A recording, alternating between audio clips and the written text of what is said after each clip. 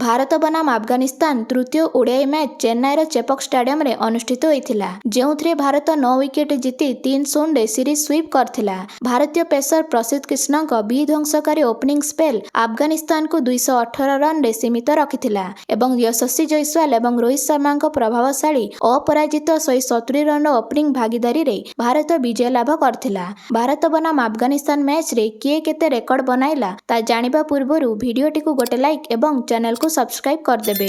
तेबे अफगानिस्तान अधिनायक हस्मतुल्ला साहिदी टॉस जीति प्रथमे बैटिंग करने को निष्पत्ति नैथिले, जेउथरे भारतीय पेसर प्रसिद्ध कृष्ण अफगानिस्तान टॉप ऑर्डर को भांगी देइथिले। प्रमुख 4टी बैट्समैन को प्रसिद्ध आउट करथिले एवं रोहित शर्मा द्वारा स्लिप रे कैच आउट होइथिले, जहा एक विशाल हैट्रिक कैच थिला। Batter Rahmanullah Gurbaz 5 run, Ibrahim Zadran 11 run एवं रहमत शाह 5 रन रे स्लिप रे कैच आउट होइथिले। जेतेबेले कि Darwish Rasuli short line delivery pull करने को चेष्टा करथिले, किंतु श्रेयस अय्यर मिड ऑफ रु दौड़ी आसी एक चमत्कार कैच नैथिले। उपर ऑर्डर संपूर्ण भाव में क्षतिग्रस्त होइथिला, जेउथरे दल 36 रन रे 4टी विकेट हराई सारथिला। परे मध्य भाग में अधिनायक हस्मतुल्ला साहिदी एवं अजमतुल्ला उमरजाई 105 रन भागीदारी रे दल को पुनरुद्धार करथिले, जेउथरे उमरजाई 56 बॉल ले 50 रन पारी खेलथिले एवं प्रिंस यादव को बॉल ले आउट होइथिले। एणिकी मोहम्मद नबी क्रीज रे जोग देइथिले। उभय साहिदी एवं नबी 50 रु अधिक run partnership होइथिला।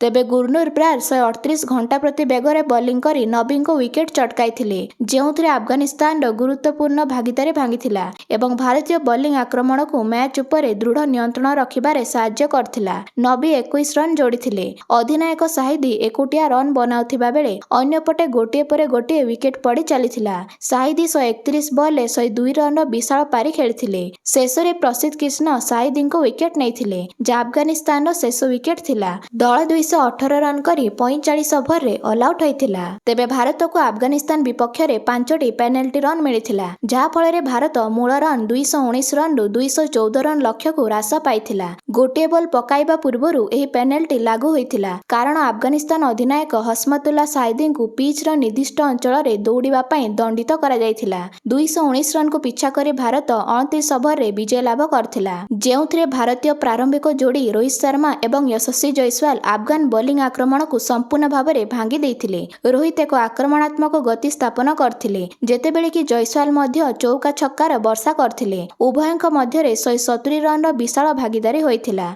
Rohit Sharma 69 ball 79 run करथिले, जेउथरे से 9टी चौका 3टी छक्का बाड़ैथिले। तेबे रोहित शर्मा दुर्भाग्यवशत 23 ओवर रे छक्का मारिबाकू जाई कैच आउट होइथिले। रोहित को प्रस्थान पर जयसवाल संपूर्ण नियंत्रण नैथिले एवं तांकर द्वितीय ओडीआई शतक हासिल करथिले। जयसवाल 46 बॉल ले विस्फोरक 110 रन करथिले। से 14टी चौका सह 3टी छक्का रे मैच टी को जिताई देइथिले। तांकर साथ देइथिले श्रेयस अय्यर। श्रेयस निज दल पई 20 रन जोड़िथिले। उभय जयसवाल एवं श्रेयस को 50 रु अधिक रन भागीदारी होइथिला। तेबे प्रसिद्ध कृष्ण को तृतीय ओडीआई मैच रे प्लेयर ऑफ द मैच पुरस्कार मिलिथिला। से घातक ओपनिंग स्पेल ले अफगानिस्तान 36 रन रे 4टी विकेट चटकाइबा सह शेष आड़ को मुख्य विकेट नैथिले, जहा फल से एक दिवसीय इनिंग्स रे श्रेष्ठ 5 प्रतिपक्ष बैट्समैन माननकु आउट करिबारे तृतीय भारतीय बॉलर होइथिले।